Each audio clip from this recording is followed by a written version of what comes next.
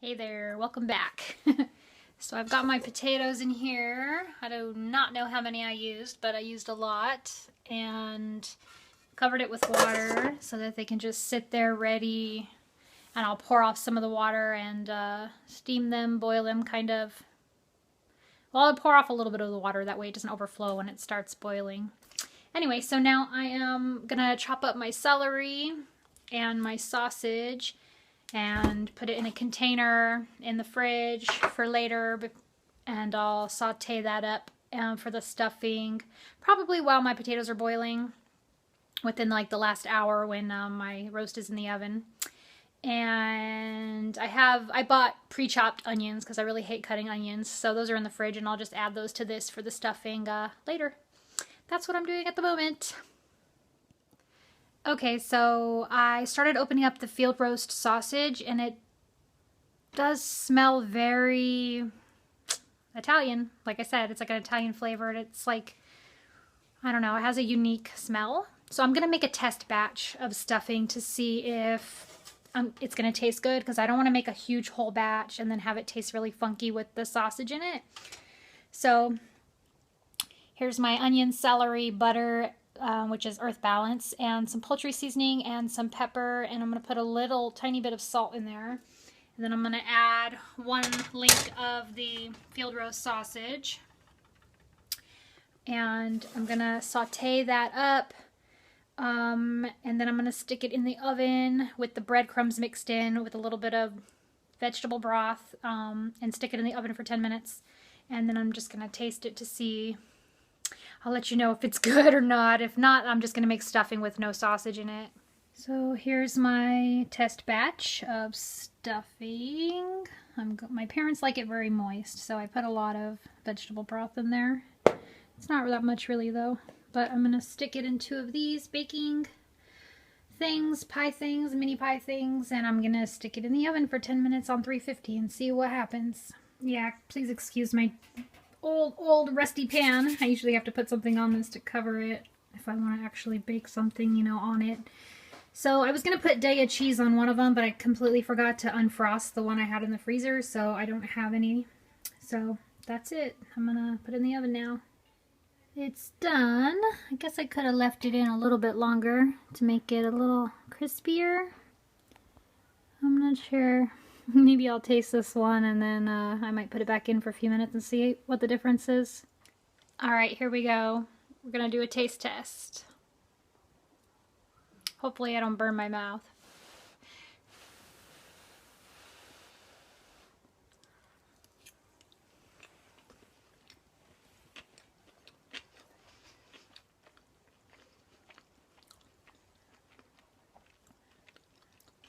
I like it. The sausage has a little bit of a heat to it. Has a little bit of kick in the end. My dad will love that. He loves hot food, so yeah, I really think he's going to like it. I might need to put a little bit more of the vegetable broth in it to make it more moist, because my mom usually makes it really wet stuffing, so this one's a bit dry for them. I don't know. I'm not sure if they'll like it. But I think the taste-wise, with the sausage, it does work well. So I am going to go ahead and use it in the big batch. So this is pretty much going to be my lunch, because I haven't eaten anything since some toast for breakfast. I'm not going to eat too much since it's only a couple hours till dinner. But I'm going to enjoy this since I made it. And I don't want to reheat it later for...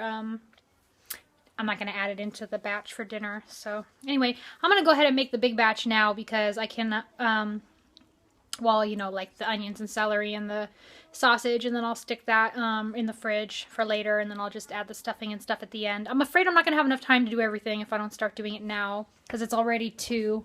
No, actually it's 3 o'clock. It's 3 o'clock, and my roasts have to go in the oven by like 4:20.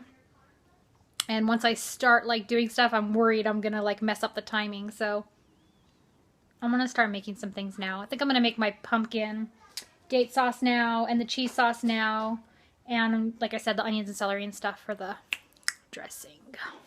Here I go with the second batch of stuffing. And I've got my dates soaking over here for the pumpkin date sauce. So this will be, I think this was about 6 or 7 dates, medjool dates.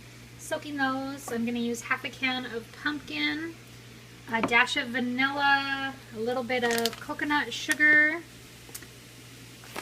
and if it's too thick, I'll probably use a little bit of soy milk to make it thinner, and that's it. Oh, and some pumpkin spice and cinnamon. Okay, sorry it's getting so dark in here, and the sun's going down, and my kitchen is pretty dark. So anyway, I just made the cheese sauce. I did change it a little bit. I added a whole yellow pepper and about 2/3 a cup of sun-dried tomatoes, which I soaked for probably 10 minutes. And so, I don't know, for some reason, yellow peppers taste cheesy to me when they're in a cheese sauce type thing with nutritional yeast and everything, so you guys should try it.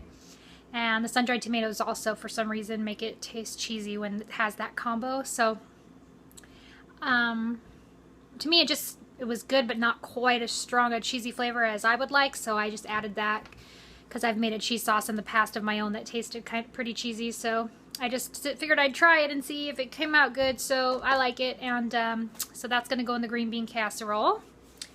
And right now I'm just going to stick it in some Tupperware and put it in the fridge so that I can make my date sauce next. So here's the date sauce. I decided to go ahead and use the whole can of pumpkin because I could just save the leftovers and use it on banana ice cream. So that's my cup of dates down there with let's see, I used a teaspoon of pumpkin spice, a whole can of pumpkin stuff, a cup of dates, which is like 7 dates, I think, probably about a teaspoon of vanilla, and I'm also going to use a little bit of this French vanilla almond milk creamer because it's a little bit thicker than regular almond milk, and I'm going to use that, and I'm going to put probably 3 tablespoons of coconut sugar in there too. Alright, let's give it a taste. It's pretty thick, which is how I like it.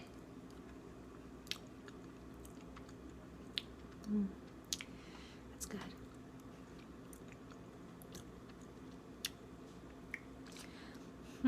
What's it missing?